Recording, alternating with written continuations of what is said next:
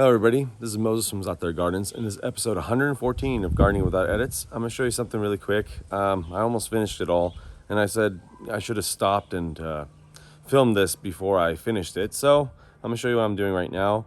Normally, I'm going to flip the camera around. Normally, I don't like to prune. You can see how everything's bushy and green and bright now. Spring is upon us. This is the Dapple Dandy Pluot.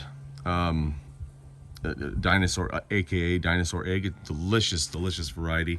It's kind of hard to see where all the fruit is, but when you find them, it's just a cluster and it just goes on forever and forever, just full. I do not thin it, it just self-thins itself, and you never have to whitewash the bark because all the leaves cover the bark. It's just an amazing variety.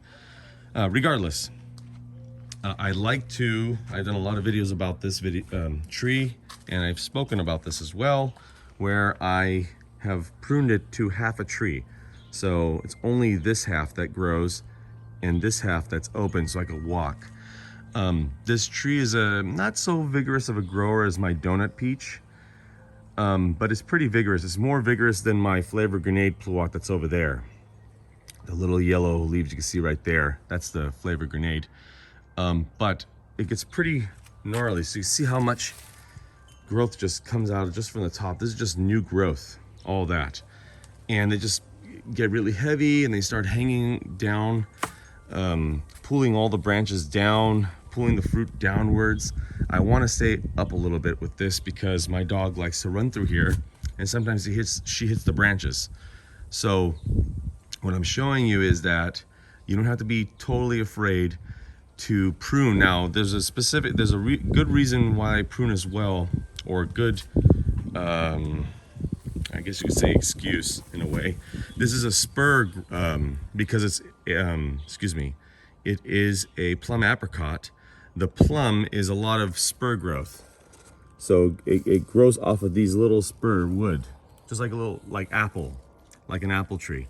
So this part, this little nub, it's very hard to show you now, but these little nubs is what produces fruit, not the new growth like you would have on an almond or a peach. It produces flowers on the new growth. This one produces flowers on the old growth. So you can see it's almost basically like a job of the kaba, like it's growing on the bark itself. So it's okay to prune off this new growth all over. So you can see if I let this grow out right here, in a matter of a month, this will already be touching the fence. That's how fast this grows, especially this time of year. So if I let this grow, it's just wasting energy. So I'm gonna cut it off at the base. I'm gonna cut these off right around here, almost towards the old growth, which is right there. So you can see the new spurwood that's trying to grow. Let me see if I can zoom in for you. That right there, that's gonna be new flowers for next year. Not this.